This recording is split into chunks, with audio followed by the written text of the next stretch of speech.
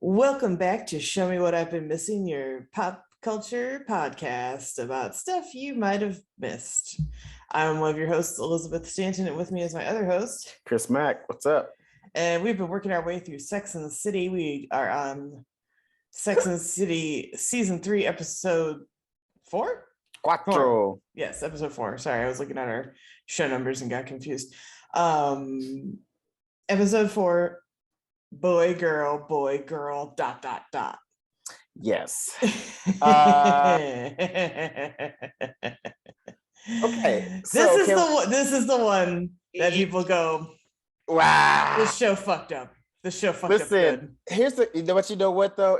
It's a problematic episode, but however, it is still like some of the conversations that they were having in this episode are still conversations that we are having today, which is crazy to me because that means back then people probably just like, what the fuck is this shit? Like, you know what I mean? Like, right, like groundbreaking for the time to acknowledge it, acknowledge bisexuality and even gender to a certain degree. Yes. But the approach of it, and like, you can definitely hate it, but I do think you have to consider how different attitudes, and I'm not trying to excuse it. No. But yes, it was a different time. Like people weren't as like, I think understanding, empathetic. Yeah, understanding of yeah. There was no empathy there in that department because it was like people didn't really get it. Like that was still like a topic that, you know, was hush hush. Nobody talking about that. You know, you just left that shit to the side. I mean, they were barely accepting like gay men, let alone gay women. Yeah. In this era. So for like, and barely too, like, and truly barely acknowledging it. Mm-hmm. Absolutely, because hell, this was still a time where you know, people, gay and lesbian people couldn't get married still. Like, very illegal. There's a brief mention that like, because it used to originally I think only be legal in Hawaii, and it was only like a partnership, a domestic partnership, not a true like marriage. You know, marriage is recognized for tax purposes and all that fun stuff, which is, you know, crazy. All anyone wants. No, I'm just kidding. Yeah. So I guess I mean, I'm sure gay people now probably wish they didn't have it after the divorce rates, because I bet you there's some spouses getting it in the ass, paying like child support and fucking alimony and shit like that. Like, oh, why do we do this? They're like, let's go back to the 90s. Fuck. Nah, not really. Nah, probably not. Yeah, no. Welcome to you get the same problems we do. It's awesome. Yeah. But you know what? That's quality, baby. Yeah, baby. That's what. Yeah, that's what you. Listen, that's equality. You can't have all the good shit and none of the bad shit. You got to get all the bad shit that come with it too. So yes, the episode starts with New Yorkers are so jaded. They've seen everything. We even saw a naked ass lady at a restaurant. Listen, it's the waiter. To be fair, I kind of fuck with that quote because you were recently in New York. I was just recently in New York, and nothing bothers them. Like everybody keeps it moving. I saw some of the strangest shit on the subway.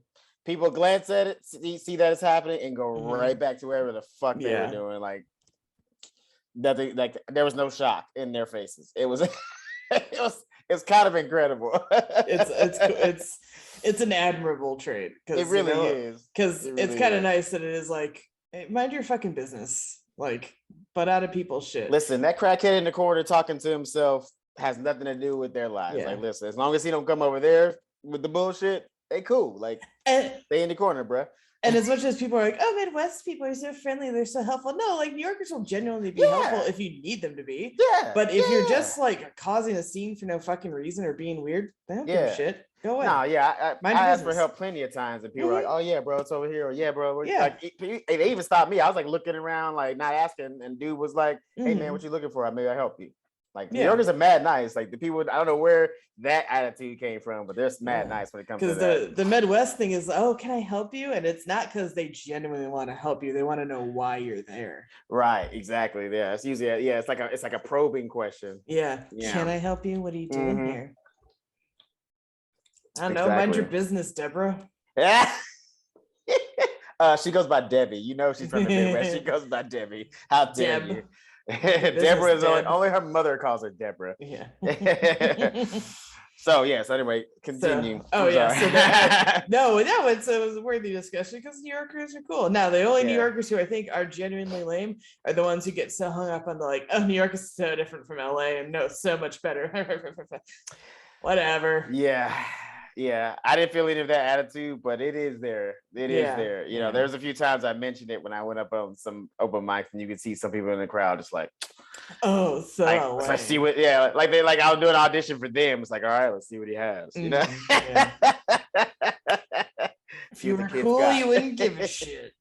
Anyway, they're at sorry, my cat is being distracted. They're at Charlotte's art gallery for the show of drag kings. Sorry, drag queens get a lot of attention. Drag kings do not.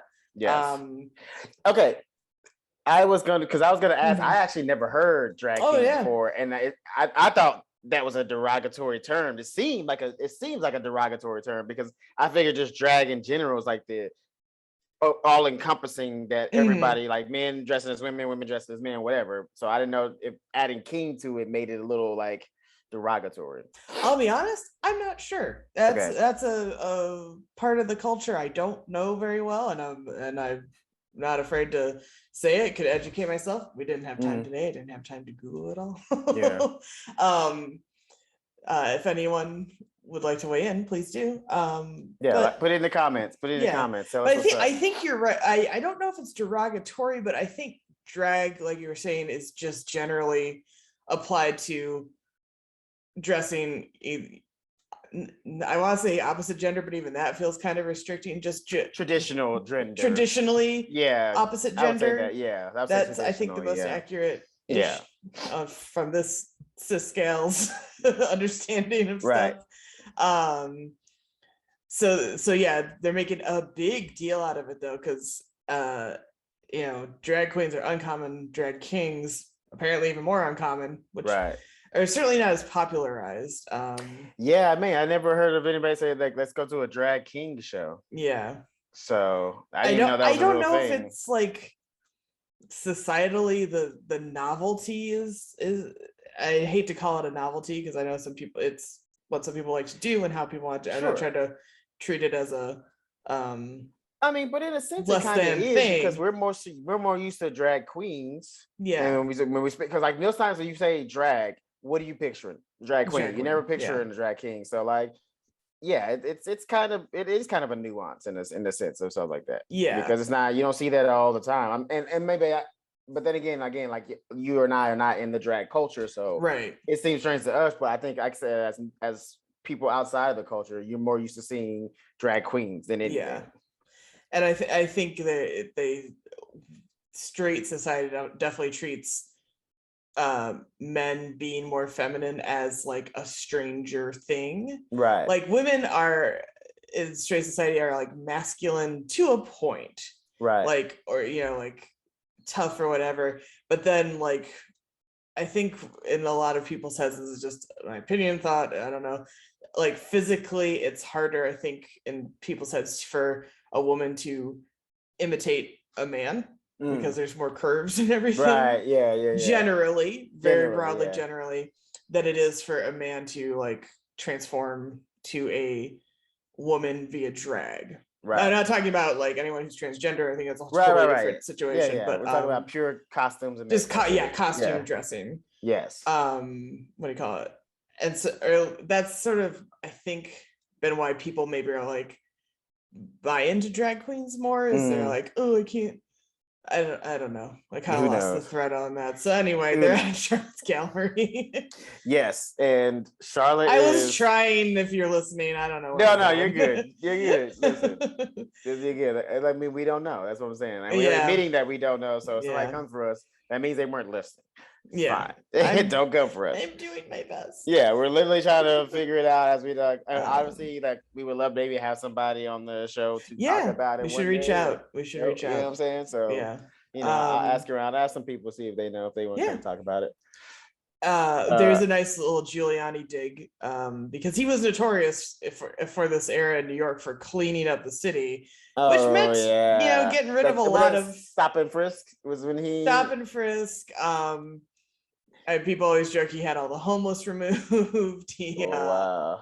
I think he cracked down on like sex shops and things like that they've joked about, I think, before in the show. But yeah, it was a more conservative approach to New York, so it cleaned it up. So these sort of truly interesting, unique things that you can generally only find in like a major city like New York, like a drag show or anything like that, were sort of hampered by some of his policies, is my understanding. Interesting. I did not know that. Yeah, because didn't everybody at the beginning, didn't everybody love Giuliani at first? Wasn't he like one of the more beloved mayors?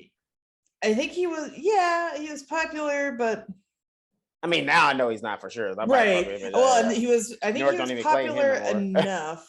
Right. And then 9/11, he was America's mayor. People way into him. Understandably, he did at the time seem like he was doing a good job leading the city through that tragedy. Again, I can't speak to that as not a New Yorker. I have no idea the full nuance way to that. And now he's a fucking lunatic. So with his fucking sweating the dye out of his fucking 4 Seasons hair. Total lawn care. Oh my God, the funniest. Kill me before I get that old. Kill me before I get that old, please. Yeah, but anyway. But no, so they're at the art exhibit, which is actually kind of cool. It was a great idea, especially it was like for that time. That was like something that was like groundbreaking. But you know what was it was crazy because this episode, you can tell, is of the times, because some of the jokes and the things that they were like riffing and saying, I didn't write any of that because I didn't want to repeat them. Yeah. I was like, I don't really want to. Just watch the episode. If you're watching this episode, I'm assuming that you watched it, so you know some of the shit that they were saying. And I was just like, man, like and here again though, my girl Samantha, the only fucking one, not judging everybody. She's like, I think it's a great idea. It seems fun. I would love to dress like she was like basically about to go home right now and go put on a tuxedo. Like she's ready to try it out at least. So it was kind of best. Yeah, she's just the coolest. But yeah, just some of the jokes that were written for this show, for this, especially this point in the show, was just like, oh wow, and to think about like how, again, like how many women and even gay and queer individuals like used to worship this show, and like I'm pretty sure if they go back and watch this episode, they'd be appalled. It does not hold, and not everything will. That's totally understandable. Of course not. But I'm saying that I'm not mad like at the show. This is really a product of its time. Doesn't mean it's okay. I'm just saying I understand it. But I think part of the frustration with a lot of people with this episode, and just as people go back to the show in hindsight, is thinking at the time it was so progressive, and in many ways it was. But also it is very retrograde with all, not just this episode and the issues discussed here, but just the whole like needing to find a man. And in fact, the author of the book, Candace Bushnell, has come out and said this like past week or so, the show's not feminist. Is that because she thought there was way too much focus on guys. Were never the end goal, the feminism of the show is severely hampered by how much finding a man. Oh, they never pass the Bechdel test. Like they always talk about men at some point in that conversation. They never pass it. It's insane. So I think one episode has passed.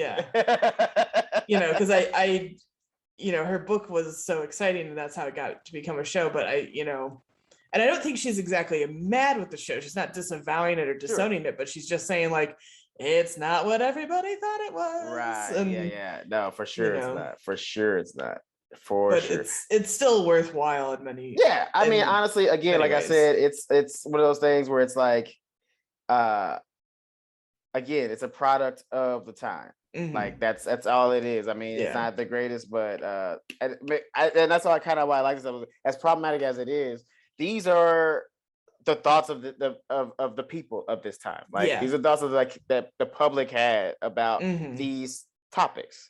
Because we go from them being at the art gallery to them being at brunch and like talking about the whole the bisexuality thing. You know what I'm saying? Like even then they showed their ignorance there with some of the things they were saying, and it's just like but those were the kind of conversations that were had at this time, and even still today. And so crazy. People still think this way. Yeah, still think this way. Yeah, There's absolutely. So to get into that element of it, plot wise, Carrie is on a date with a 26-year-old. I could have sworn after 20-somethings again. I could have sworn she swore off 20-somethings, but here we are. Don't blame her though. That guy is very hot. I would 100% date him too. By the way, that's so Tag from Friends. If you ever watch Friends? That's who that was. Thank you. He was Rachel's assistant. I finished watching this and I was like, I gotta Google who played Sean, and I was like, well, shit, I gotta set up the Zoom, and so I forgot to Google him, look him up. So okay, that's why he's so damn familiar. Yeah. So very hot, obviously. But while they're on their very cute ice skating date, he reveals that he is bisexual. Yes. Reveals even sounds bad, but he says he's bisexual. And it wasn't even a reveal. He was talking as if it was like a normal thing. Totally casual. Like, hey, gotta tell you something. And then he just says, hey, is that a problem? Yes. Which I have gone on a date with a bisexual guy. I don't even think he said, is that a problem? Because it just was like, it's in the profile, whatever. You know. Yeah, it's what it is. He was seeking women and I was a woman, so there you go. It didn't work out. We didn't have a lot of chemistry. That was so matter-of-factly, but I love it. It didn't work out that day. I happened to be that, and there it was. But there you go. What do you call it? But she freaks out though, right? Absolutely loses her shit. Yeah. That's what they're discussing at brunch. It's so funny because here's the thing though. Here's the real thing though. And that kind of freaking out happens with your sex all the time. It's a double standard because women can experiment and like kiss girls and make out with girls in college and nobody's accusing them of being a lesbian. Right. But the second a guy's like, oh, I've kissed men or I'm even bisexual, immediately their brains go to, oh, he's gay. He's gay. He couldn't there's no such thing as a bisexual male. Like eventually he's just gonna be strict, just dudes all the time. And it's which they even say in that brunch, they're like, it's just the layover to gay town. To gay town, yes. And that's what I'm saying. I'm not saying use. I'm saying like there's no, a lot but I of know what you mean. That like if you're a guy, then tell the girl that like, oh, you're bisexual. A lot, especially in a lot of ethnicities too, like Latino and Black women. Like if a Black man comes to a Black woman and says, "Hey, I like men and women," they immediately write them off. Most of them, not all. A lot will. No, it's still a major issue. Yeah, but bi erasure, the lack of bi visibility in a lot of media in general, and then just how it's treated by the public. They're often treated as more promiscuous, or even in some media. I can't remember what I was watching, but they were pointing out that they're treated as often as like a villainous, duplicitous person because they aren't picking one or the other. Right. They aren't gay or they aren't straight. They're in between, and therefore they flip-flop morally as well. Yes, within a lot of shows and movies and things like that, which is some of the things that were said at the table and at brunch by these ladies when they were talking about it. They were saying the same thing. Like, and that's the thing too, is like the whole idea is like that they're like that bi people are perceived as like, because even Miranda said it. She was like, "Oh, it's greedy. They want both. They want it all." It's like, no, just because they're bisexual doesn't mean they're fucking everything that moves. Like, you know what I mean? That's like saying all men are dogs. Like, you can't say all men are dogs. Not every man is out here fucking every single girl. You know what I'm saying? There's about 10% of men sleeping with like 90% of women. Like, that's not a lot of men out here just like slanging dick. There's some that actually commit right away. Well, and like I don't have a good, like I said, I don't have a good villain example at the top of my head, but I know it's happened in a lot of media. But one of the examples of like promiscuity, it was even within a progressive-esque space, was the Black Mirror episode San Junipero. Oh yes, great. They were in the like digital heaven, basically. Right. So you had Yorkie, who was gay, and then you had Kelly, I think was her name, and she was bi, but she fell in love with Yorkie. But they also, in showing her be bi, she's dancing with a lot of people, making out with other people, and her character is treated as more like promiscuous and wild and things like that until she settles down with Yorkie, until she picks, basically. And a lot of that, I think too, that whole bias that comes with, how people are viewed, how people view bisexuality, it comes from insecurity, because now there's this like, instead of like, if you're a woman and your boyfriend is bisexual, now you don't have to worry about women. Now you have to worry about possibly them cheating on you with the man. But it's like, there's no added to it. like if you think that your partner is capable of cheating, it doesn't matter if it's a man or a woman. They're gonna cheat. Period. It doesn't matter. It shouldn't matter what gender it is. Like, and that's the thing too. It's like and one's not worse than the other. Right. They're cheating. That's what I'm saying. It's bad. Like yeah. If you're a woman and your boyfriend's bi, like, if he cheats with a man and you're gonna like let it go, like no, you're still gonna feel just as betrayed. So why are you freaking out? You know what I mean? It's all the same. We're working on it as a society, but we're not. Because like Carrie, when they went to that club or whatever that she had never heard about, was like, I guess like a very 20-something thing. Like, she was freaking out on him because like he was checking out somebody. Yeah, and she was like, "Who is it? Is it the guy or the girl?" And she was like, all like. To be fair, he was being disrespectful, checking out somebody right in front of her face. However, she didn't have to flip out, being like, "Is it a guy? Is it a girl? Which one is it?" And she was very much focused on the guy part of the bisexuality. Yes, I was gonna say that thing you mentioned earlier too about the double standard of like, hey, it's cool for women to experiment. It's not really that exciting for men to experiment. Yeah, women experimenting or women kissing women is treated as such a cool, exciting sexual thing, right? And men kissing is treated really almost the opposite in a lot of ways, unless they are very specifically in a gay relationship. If they just happen to kiss for whatever reason they're attracted, it is treated as like a horrible shock, and then often, like, again, mostly referring to media, but it's treated as like a horrible shock, or like I said, being backstabbed, essentially, that like your male partner would be attracted to another man. Oh no, he's not really a man. He was exploring sexuality. He can't be a real man. Right.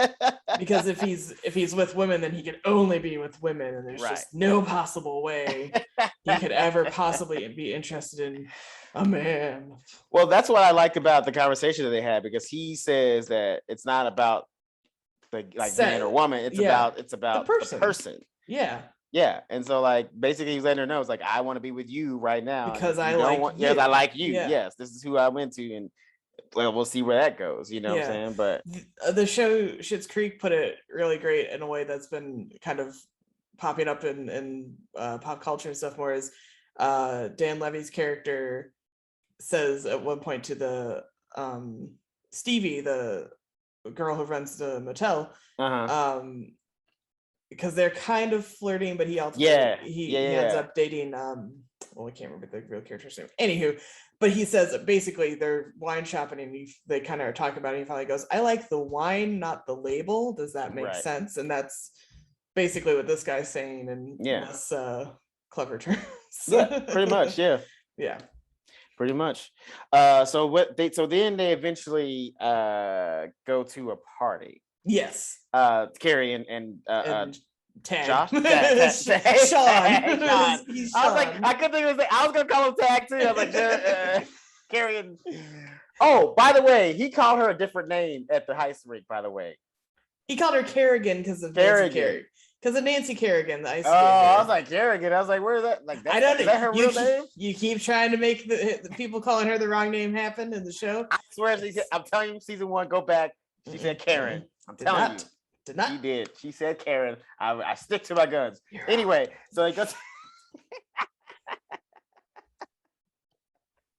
they go to a party at Sean, I guess, Sean's ex-boyfriend's. Who is now partnered with another guy, and they have a baby together.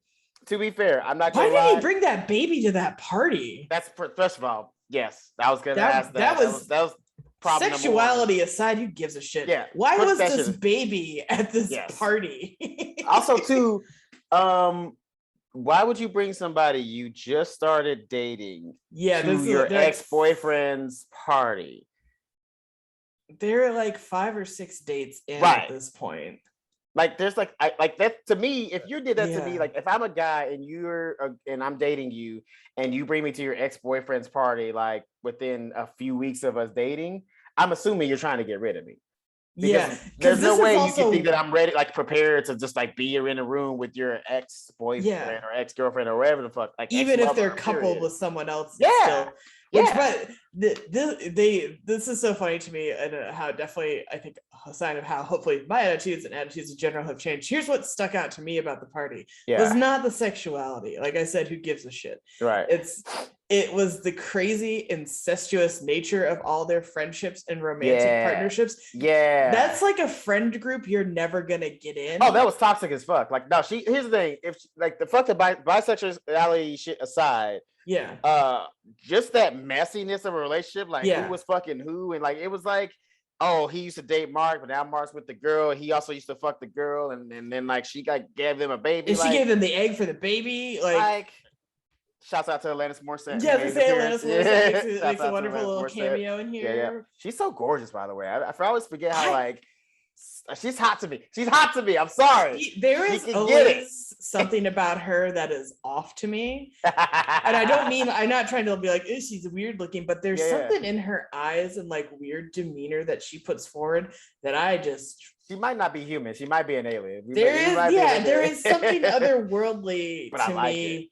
But not in like a cool, beautiful way. I love it. It's just something where I'm like, I thought she was the perfect, like when she makes a cameo appearance in Dogma, I thought she was perfect to play God. I was like, yeah, that's who, if God was a real person, that's who it would be. It would look just like her. I guess. Awkwardly, not really. I do love Dogma.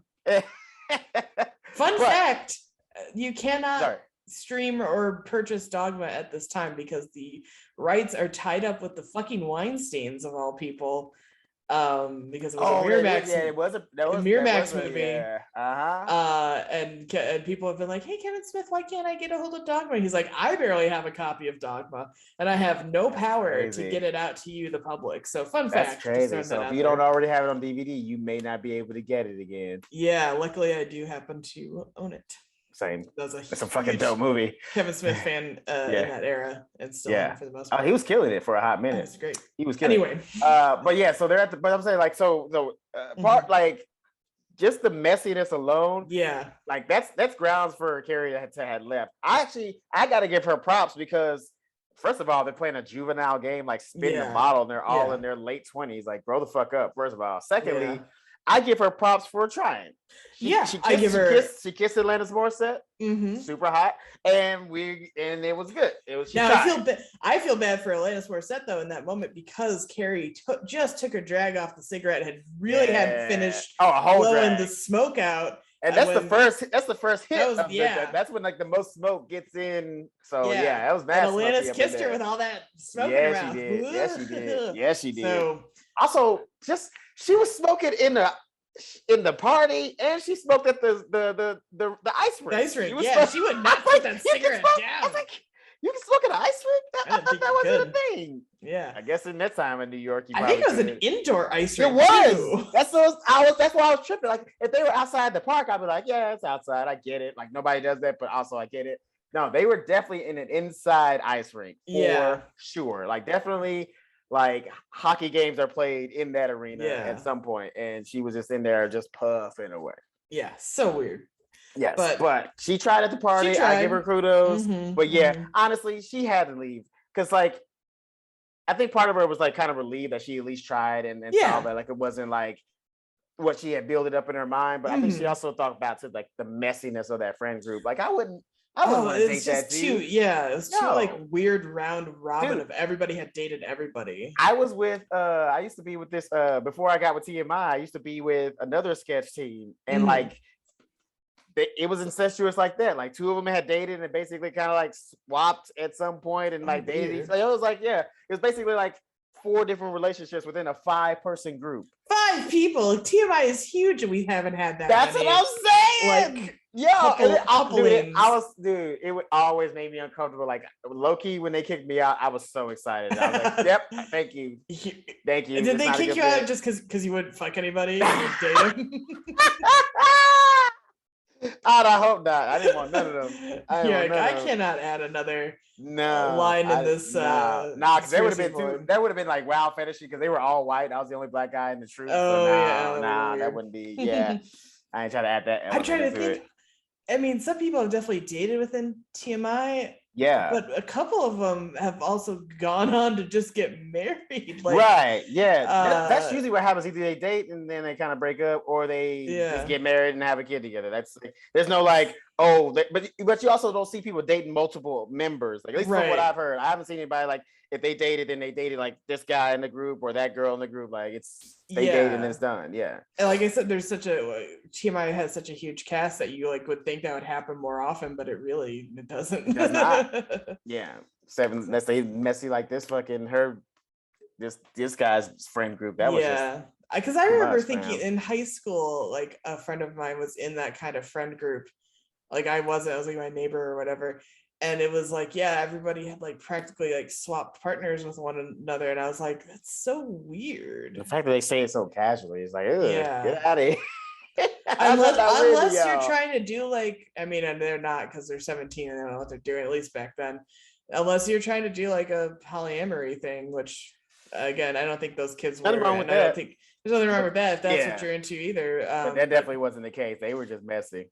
This was not like, hey, we're all gonna like become kind of a couple or like a partnership together as like a group. Right. It was like I dated you and you dated him and now we're dating each other.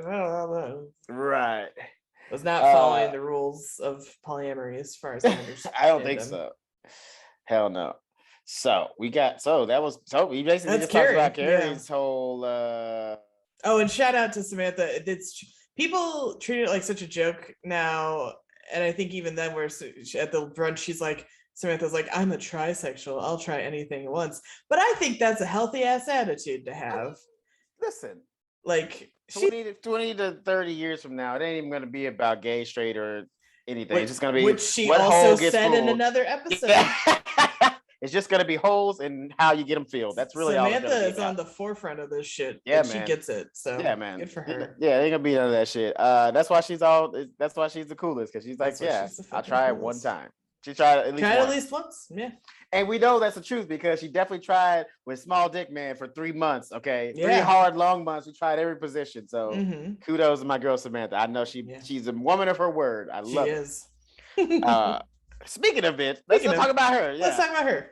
So she hires a hot assistant. Speaking of hot assistants, because we had Tag from Friends in here, who plays a hot assistant later in the show Friends. Samantha Jones, she's having trouble finding an assistant, and she decides to hire this really brash he's Italian dude. I'm presumably Italian, but yes, like New York Italian. No, he was good looking. I won't hate and say he wasn't good looking, but he was pretty good looking. He was just too much. I mean, the attitude is such a huge turnoff that I was like, I couldn't get past that. Because she hires him and she's clearly attracted to him, but she is maintaining her professionalism, at least in this scenario, the Seuss guy notwithstanding, from the last episode. Right. But she, she's in the position of power here. And so as much as she's like very attracted to him, she's not trying to take advantage, but she is watching him work and is not happy with how he's doing it because he is rude as fuck on the phone with everybody. Yeah. And even like he's hung up the phone and she's like, that's not how I want you talking to clients. And he's like, whatever, that she's a bitch. They're a bunch of bitches or something like that. Yeah. And it's like, wow, buddy. Like, what is your fucking deal? This dude had mad balls, dude. Like, he came through there, like, acting like he was the boss. Yeah. And even when she was like telling him to do shit, he was like, oh, I'll do it later. Like, she was like, oh, put the, take these invitations to the printer. He's like, nah, I'll do it after. I'll get lunch first. He's like, no, do this first. Nah. Yeah. It was crazy. But then she fires him, and then she can fuck him.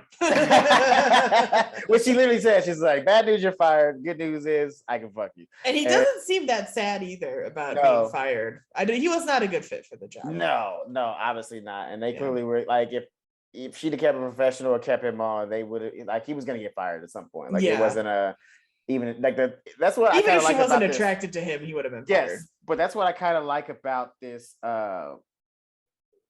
this episode, because like low key it wasn't on some like now he can blackmail her because they fuck shit, like you know what I mean, like she stayed professional.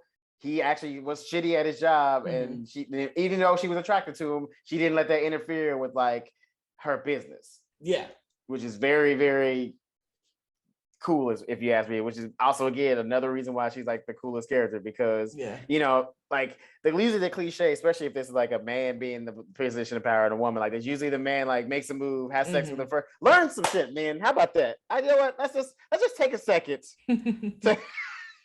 No, fuck that. I'm just kidding. No, because then somebody's gonna twist my words and be like, "Well, so you saying men should fire their women assistants just so they have sex with them?" That's not what I'm saying. What I'm saying is be professional first, and then if something blossoms, make sure you make the right moves. Because she waited to see his work at like how he worked, and he was terrible for the job. Then she fired him, and he couldn't be like, "Oh, I wasn't terrible," or he couldn't like come back later and be like, you know, wrongful termination or try to blackmail her because like he sucked at the job. He was trash. Yeah, you know what I'm saying. So. Learn some shit, man. Keep it professional. No matter how hot the person is, they're not worth you losing all your fucking money. Also, no matter how attracted to them that you may be, they're there to work. Right. Work is not your fucking dating pool. Right. They're not there to entertain you or excite you sexually. You hired someone to do a job. Treat them that way. Correct. I'm not saying office romance don't blossom, but like office romances totally blossom. Yeah, it's not. But unusual. Keep it professional, because here's the thing: if you guys are attracted to each other, you'll find a way, and it won't be weird, and it won't be unprofessional, and it won't get neither one of you in trouble. Yeah, but if you're doing it sneaky and shitty, and and more specifically, if you're taking advantage of the fact that you're in the position of power and can, you know, lord, you know, position and power over them, that's the problem. Like, you're attracted. What are you gonna do? But there are, like you said, ways to go about it without you abusing your power as the leader or the boss or whatever. Boom. Right there in the writing. Love it. So that's basically Samantha's plot. Slightly more substantial, but not really. Ooh, okay. I feel like we should go to Charlotte's, because I feel like there's a lot to talk about with Miranda and Steve. Yeah, that's a little meatier of a topic. Yeah. So Charlotte is attracted to the artist who is painting the photographer guy. Yeah. Oh no, yes, I'm sorry. Not painting. He took the pictures of drag kings. Yes. That's his exhibit. She's attracted to him, but she's like all shy because she doesn't want to make the first move and all that other stuff. Because that's unfeminine, and this is Sure. And this whole episode's about feminine and masculine roles, which is hilarious. Norms, it's great. It's great. Which I great. In this situation is kind of a great contrast to like the message that they're sending, because like then like you get to see like here's what they're trying to say, but here's how people act. Yeah, because people get very hung up on that shit still to this day. You know. Yeah, it's crazy. I like about like, oh, not making the first move. Again, we're slightly improving, but we've still got a ways to go. Yes, we do. But so eventually, the artist comes to her office to pick up his check for the art pieces that he sold, and he asked if she would be a model for him. And of course, she's very reluctant. She's like, hell no, I can't do it. I can't be a man, blah, blah, blah. And he charms the shit out of her and gets her to do it. Your thoughts? It's interesting that she will, because she did the naked vagina painting way back in like season 1. So that's also thought. I was like, would she ask the model before? So she's willing to drop those inhibitions, I think, because she genuinely loves art. Yes. And like and is excited to be part of it. Yes. And it's fun. This is just, it made me think of like I was kind of saying earlier, but like it's kind of often harder to disguise a female body than it is a male body. Yeah. Like in high school, there were not enough girls in the theater department to do Joseph and the Amazing Technicolor, not enough guys to do a Joseph and the Amazing Technicolor Dreamcoat. So a lot of girls got cast as his brother. Nice. But then someone like a senior or something kind of pointed out, and made me feel weird just because it was awkward, but she was like, yeah, it's gotta look at who got cast as brothers and who didn't. And it's because some of us had developed and some of us hadn't. And it was a right. little, like I said, a little easier to disguise them, quote unquote, as brothers than it was to disguise someone who maybe already had her boobs. Right. Huh. So there you go. But yeah, I think it's just interesting that Charlotte feels so empowered in this. It's almost like she like gets too much power, and like, you know, no one man should have all that power. No one Charlotte should have all that power. Oh, by the way, Charlotte is a freak, fam. I don't know why she keeps trying to pretend that she's not, because as soon as she put that shit on, like, and the dude came to put the sock down her pants, she literally leapt, like she was practically naked by the time she turned around to kiss him. I mean, and I think that genuinely scared her though too, because that was she felt all these things and felt all this power in that moment and everything. But then it was like she has like gained too much knowledge, has absorbed too much power, and cannot control it or handle it. And so she never contacts the photographer again, and only keeps the little portrait that he took to herself. Which wasn't half bad, by the way. Yeah, it's fine. Wasn't half bad. I think the photos they actually used for the exhibit looked better, more believable. I think they purposely didn't make her look super masculine. They could have, I think, if they did a little more, because to me, I feel like you could still see that she has breasts. For sure. Thing. Now, I also, as I'm saying all this, realize the whole like disguising bodies and things like that, that's coming from a very cis normative experience. I understand people present differently, either by choice or just by nature. It doesn't matter. But that's my experience with bodies and being in a female body and things like that. Just throwing that out there. You're not saying that's the proper or the only way it can be done. You're just saying from what you know. That's my own experience talking. Definitely not. It sucks that we have to put so many disclaimers when we're just saying things, because we haven't said anything offensive, but we still have to put disclaimers because people are mad sensitive and they will come for us even though we didn't say anything wrong. And just know that like it's genuinely trying our best to understand. Could we stand to be more educated and learn more? Absolutely. But at least we're not like fucking standing still on what our beliefs are, or what our knowledge is, and be like, we not gonna learn, or we don't care. Like we're not siding. This is our opinion, and it's the facts. Like we're not saying that's facts. You know what I mean? And we're definitely not siding with the very negative attitudes about certain things in this particular episode of the show. Absolutely. I just promise we're trying. Yes. No, this is that's what I'm saying. But that's why I like this episode, because these are still some of the conversations that we are having today. Like these specifically on these topics as well. Like the same conversations that they had at brunch and at the gallery and everything.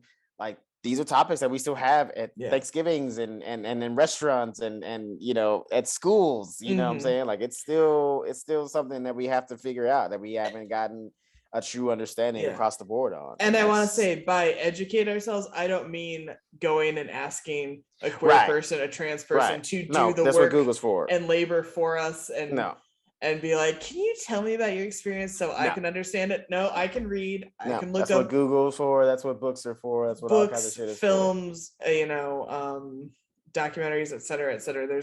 There are plenty of resources that exist that do not require me asking a member of the LGBTQ plus community to do the work for me. I am well aware of that, and I promise I'm not trying to be like, you're more than welcome to comment, but also we're not like, you explain yourself to me, because I'm dumb. If you listen in the comments, if you have anything, like if you want to answer some questions or that we've asked, or remark on anything that we said, if we were wrong, please let us know. Like, criticism is not cruelty. I'll take some criticism. Just don't come at us because we fucked up. Like we're telling you we don't know what we're talking about. Fully admitting, fully acknowledging that we are ignorant to these topics and need to educate ourselves. Admitting the ignorance, but not reveling in it. Exactly. We're not using it as an excuse to say some foul shit. Like we're still being, we know we're ignorant about certain things, and so that's we're still keeping it respectful. We're trying to keep it respectful, but I do think it's so funny that it's part of Charlotte that she got so scared to embrace. Because that's, her masculine side. That's the side that really wants to come out. Like she's still trying to. This is clearly a sign of her upbringing. Yes, is she was taught by her mother or probably other women in her family, or maybe even some of the men in her family too. Oh, for sure. You know what I'm saying, that you're supposed to be this type of woman. This is what makes you feminine. This is what men want. This is the things that this is what you have to do, and how you have to behave to find a husband and get married and have kids, the whole 9 yards. Yeah. And every time she steps outside of that, she has a good time, but then she like gets scared and panics and runs right back to her old self, because that's what she's used to. So it's in there. She just won't let it out. But that's why it's good that she has a friend like Samantha that can help her embrace some of that and like figure it out. Because here's the thing, when she starts figuring that shit out, she's going to get closer to finding a husband, because she'll know herself, and then she can actually be with somebody because she knows herself. Can't say it better. Yeah. Because she was taught like, she even says, I wouldn't make a good guy. I'm bad at math and I don't know how to change a tire. Like that's what makes a guy. We're good at math and we can change tires. I fucking suck at math. I can change a tire. I'm fucking great at math. That's what I'm saying. I feel like math would be a woman thing, to be honestly. If you know, it's like a stereotype. I feel like that would definitely be women. I don't know how it shifted, but as the movie, there's the book and the movie Hidden Figures. They relied on women, and in the Hidden Figures case, Black women, to do all, before computers were invented, to do all the computational stuff, right, and do it accurately and quickly. And you have to be really fucking good at math to do that. And it's, in that case, a matter of life and death of getting that astronaut John Glenn up to orbit safely and back down safely. And they don't trust the computer, and at least as portrayed in the movie. I haven't finished the book yet, but they don't trust the computer. They trust her, the human computer, to do it. And it's such a weird. I don't know where. I mean, I think it was just sort of the general like women can't possibly be this smart, but like, Taraji's character is like a human computer. Janelle Monáe's character becomes an engineer, like goes into grad school. And what do you call it? And Octavia Spencer's character learns the computer, just self-teaches herself the computer through books and through just trying it out kind of after hours. Again, that's all very dramatized for the movie and whatnot, but that's what I'm saying. I've never heard that stereotype, like that men were good at math, because I always felt like that would be a woman thing, if nothing else. Well, there was a big controversial a Barbie, I think, was released in like the 90s. Oh, really? Where I think it was like high school or college Barbie or something in education, some kind of Barbie, but she talked, and one of her phrases was "math is hard." God damn, that's problematic. And there was a huge backlash, rightfully so, at the time, because it's so stupid. It's fucked up, but it's kind of hilarious. It's insane. It's insane. It's insane. that like, because here's why I'm laughing. It's because we both know this. Like, anytime anything gets done in like commercials or at a movie or something like that, there's a process. So that means this thing, somebody pitched this and they went through the process of approval all the way to the top, and they were like, yep, send it to market. Like, it went through at least 20 pairs of eyes before, and nobody was like, this might be wrong. Maybe we shouldn't do this. Okay, yeah. So it was Teen Talk Barbie. She was introduced at the 1992 American International Toy Fair. And she said 4 phrases, or several phrases anyway. They were, "Will we ever have enough clothes? Let's plan our dream wedding. I'm studying to be a doctor. I want to have a pizza party. Want to go shopping? Okay, meet me at the mall. Wouldn't you love to be a lifeguard? Let's have a campfire." And the notorious "math class is tough." I'm sorry. Would you like to be a lifeguard? Who? Again, this is like, that's what I'm saying. This was pitched and it went up the ladder of approval. It went through so many somebody was things. Like, "Yep. Would you like to be a lifeguard?" Why? Yeah. Why does she need to say that? What? Would you like to? What? Yeah. I feel like somebody just threw that in just to fuck with somebody. That's a prank. I don't know who that's somebody's like subliminally messaging, like saying go fuck yourself. Oh, here's a funny element. This is I kind of vaguely remember. In 93, to draw attention to the outdated gender stereotypes exemplified by the damn doll, a group of East Village, what up New York, performance artists calling themselves the Barbie Liberation Organization, they exchanged voice boxes between 300 Teen Talk Barbies and Hasbro's Talking Duke G.I. Joe action figures and put them in stores. So Teen Talk Barbies would say things like "Eat Lead Cobra," "Attack," and "Vengeance is mine." And on the flip side, G.I. Joe's going, "Math is hard." Want to be a lifeguard? Will we ever have enough clothes? That's fantastic. That's a great protest. They were put in protest. stores in New York and Los Angeles.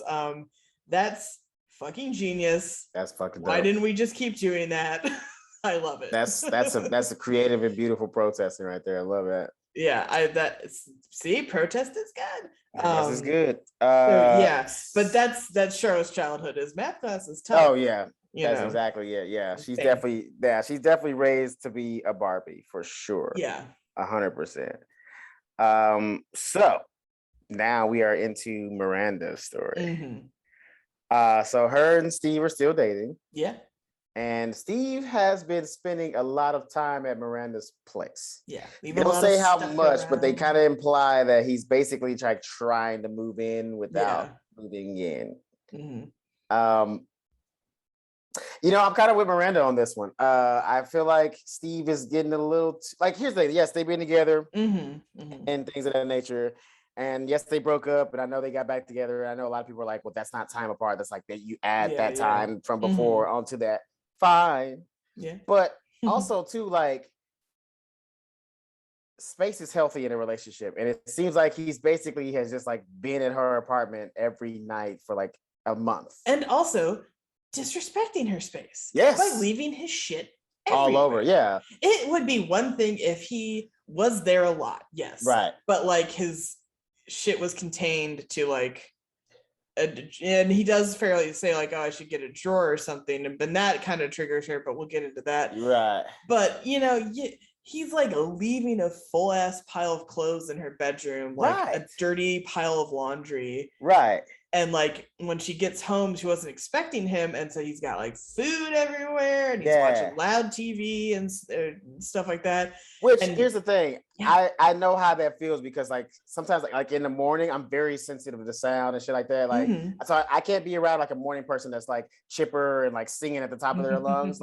I'll flip because it's just too much stimuli for me. I need and the same thing too. You're coming home from a long day, you can't you don't want all that stimuli. You're just out all day. You want peace and quiet. And there was a lot going on. Like you said, loud TV, seeing a mess, seeing an unexpected person.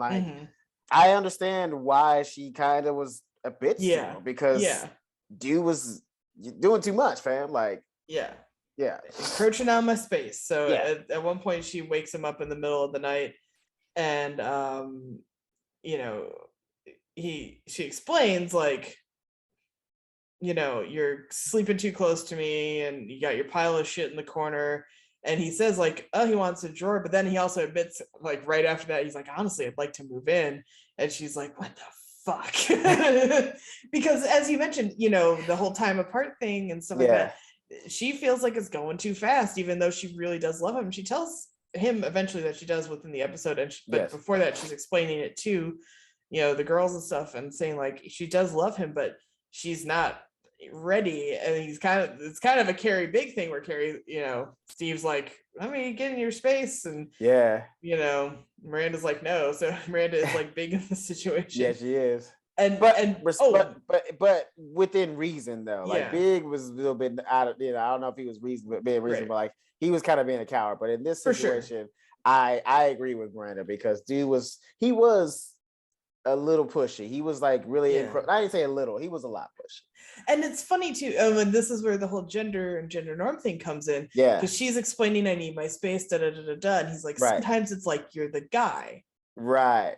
This is him as he's storming out. taking it personally. And she didn't even say anything like mean to him when she said, I need my space. Like, she ain't wasn't like an asshole about it like that. She was just like, I need my space. And he took it so personally. Yeah. And I think it goes back to like a lot of his insecurities about it.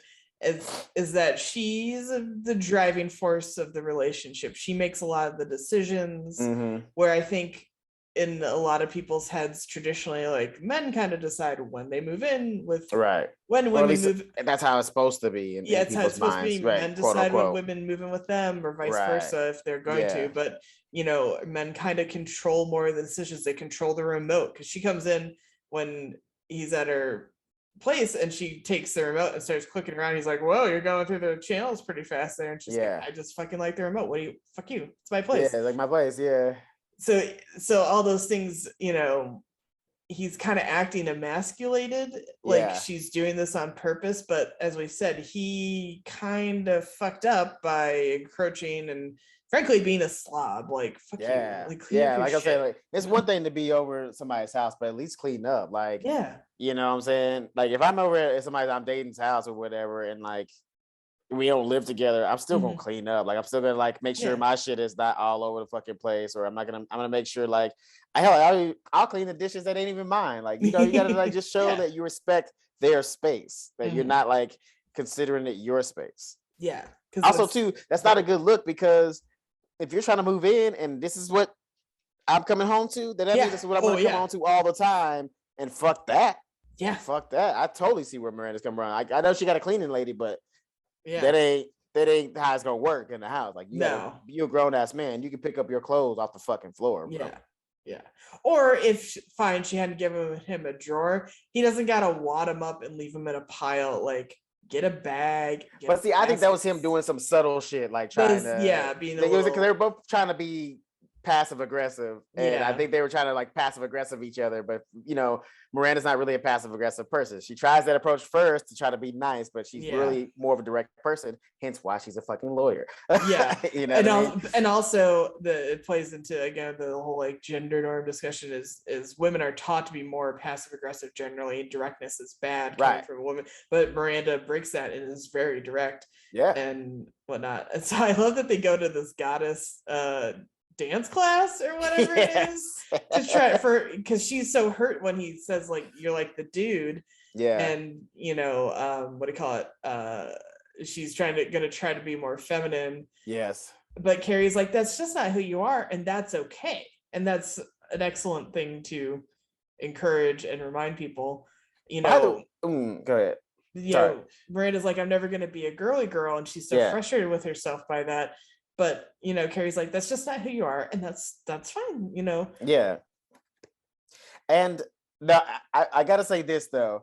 Again, we gotta go back to Carrie and kind of how Miranda too. They were both kind of like making fun of the class, the dance class, and shit like that. And again, for Carrie to be a sex columnist, you would think she'd be a little bit more open-minded when it comes to trying different things. And again, she's kind of showing her ignorance, like the whole time. Because she's uncomfortable, she's just making fun of the class. Like, she's not even really trying. Miranda's barely trying because she's just in her own head mostly about this, the whole situation. But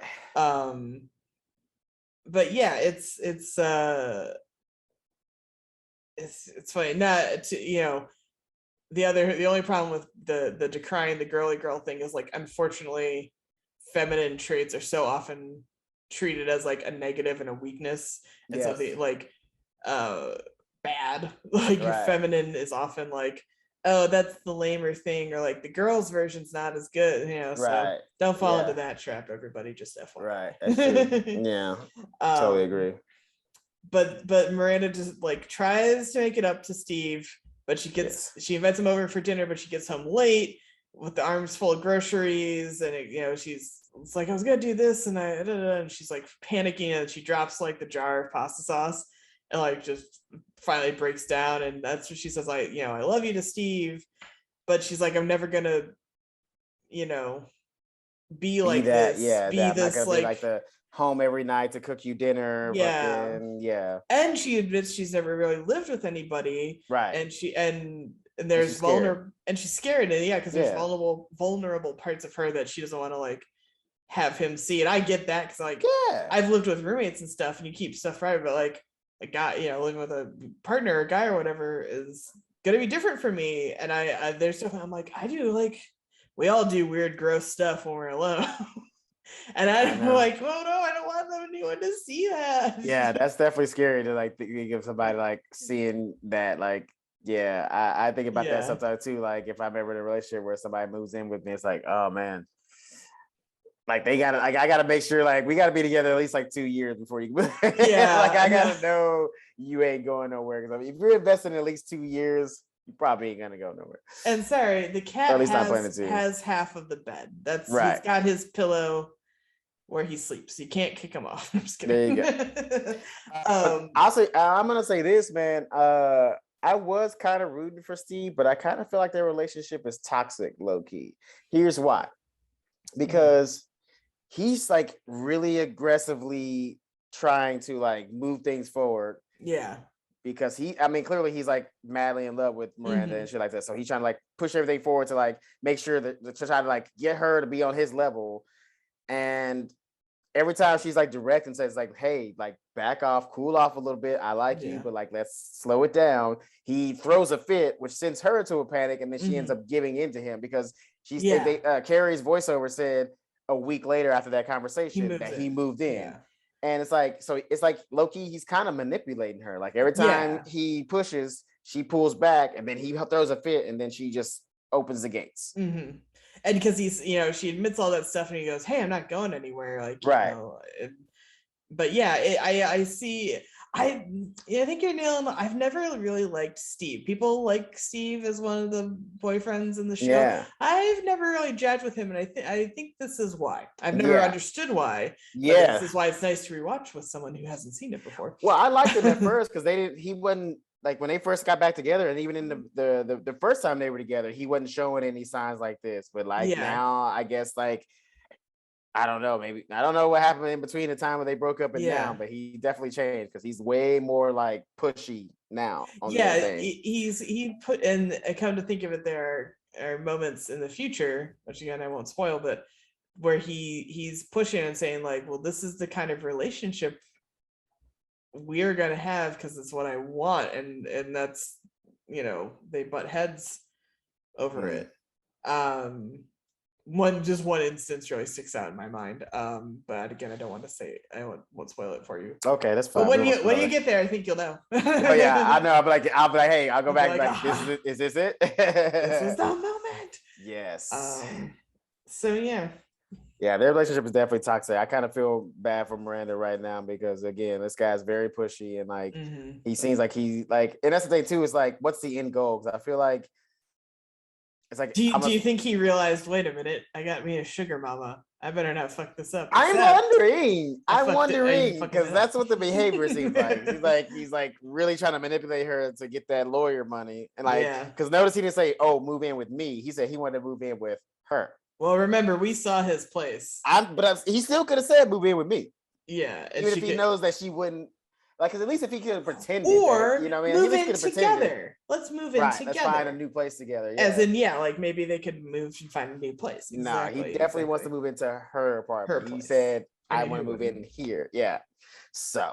He might. I mean, I'm not saying he's that kind of guy, but you put it out there, and I'm not saying. I mean, it could be. Call him like I see him. So tell the people where they can find us, yo. They can find us most easily on Instagram at Show Me What Podcast, and that will take you to all their various portals, Facebook, Twitter, YouTube. We broke the 150 barrier on 2 episodes ago now, but still, thank you very much. It's just an exciting number to see go up and up. It really was, yeah. Guys, like give it to again, like comment, subscribe. Yes. Like, that was so cool that you guys were supporting us and watching. And even if it was only for 5 minutes, just like do it again. Like just sit down for 5 minutes, watch it, tell your friends to watch it. 5 minutes, get us that view count, baby. Let's go. Yeah. And you can find me on Twitter, Instagram, and a little bit of TikTok from time to time at Elizabeth Movies. Where can they find you, Chris?